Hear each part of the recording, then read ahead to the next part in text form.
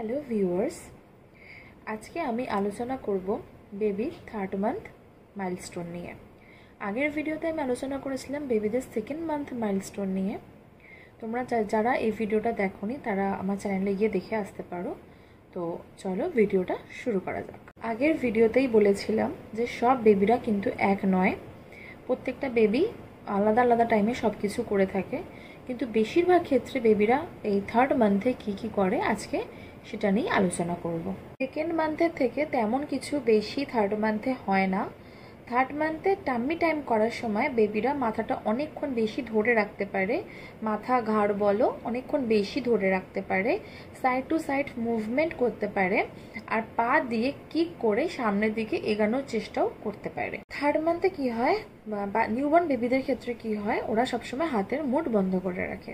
তো 3rd মান্থে এসে বেবিরা হাতের মুঠো খোলা পড়া করতে পারে, কখনো খোলে কখনো মুঠ করে, আর খেলনা ধরে তাকে শেক করতে বা নাড়াতে পারে, আর আঙুল চোষার অভ্যাসটাও কিন্তু আস্তে আস্তে শুরু হয়ে যায়। চোখের দৃষ্টি কিন্তু আরও বেশি স্ট্রং হয়ে যায়। মাথার উপরেও ওদের যদি কোনো খেলনা ঝুলিয়ে দেওয়া যায়, অনেক খেলনা থাকে মাথার উপরে যদি ঝুলিয়ে দেওয়া যায়, সেগুলো কিন্তু ওরা ফলো আপ করতে পারে ভালো মতো। মা বাবা বা ফ্যামিলির কেউ যদি ওদেরকে ডাকে বা ওদের দিকে কথা বলে, ওরা কিন্তু তাদেরকে খুব ভালোভাবে দেখতে পারে অ্যান্ড চিনতেও পারে।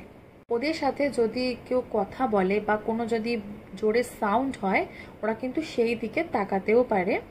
আর 3 মাস থেকেই কিন্তু ওরা মুখ দিয়ে নানা রকম শব্দ বার করতেও শুরু করে। 2 মাস অবধি বয়সে কি হয়, ওরা বুঝতেই পারে না যে ওরা কোথায় এসেছে। সবকিছু ওদের কাছে এতটাই নতুন থাকে যে স্লিপিং প্যাটার্ন কিন্তু একদম উল্টো পাল্টা থাকে। কখনো দিনে ঘুমায় রাতে জাগে, রাতে ঘুমায় দিনে জাগে, এরকম উল্টো পাল্টা হয়ে থাকে।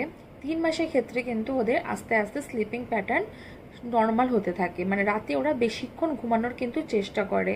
রাতে যদি অ্যাটমসফিয়ার ভালো থাকে, ঘরের অ্যাটমসফিয়ার যদি ওদের ঘুমানোর উপযুক্ত থাকে, না বেশি ঠান্ডা না বেশি গরম, আর যদি পেটে খিদে না থাকে, তাহলে কিন্তু ওরা বেশিক্ষণ রাত্রে ঘুমাতেও পারে। 3 মান্থসে এসে কি হয়, ওদের গ্রোথটা কিন্তু ভালোভাবে ম্যাচিওর হতে থাকে, গ্রোথটা কিন্তু আস্তে আস্তে খুব ভালোভাবে বাড়তে থাকে।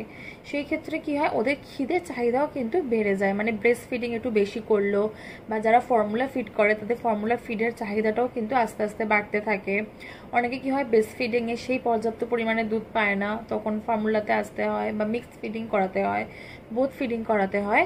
তো 3 মাস থেকে ওদের গ্রোথ বাড়তে থাকে আর খিদের চাহিদাও বাড়তে থাকে। এই হলো 3 মান্থস বেবির মাইলস্টোন। তো ভিডিওটা যদি ভালো লেগে থাকে অবশ্যই ভিডিওটাকে লাইক করবে অ্যান্ড কমেন্ট করতে একদম ভুলবে না।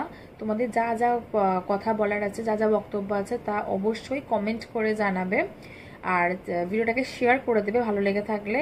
আর বেবি সংক্রান্ত নানা রকম টিপস পেতে বা আরও বেবিদের ভ্লগস বলো, ওর খাবার দাবার বলো, সব কিছু পেতে অবশ্যই কিন্তু চ্যানেলটাকে সাবস্ক্রাইব করে দেবে।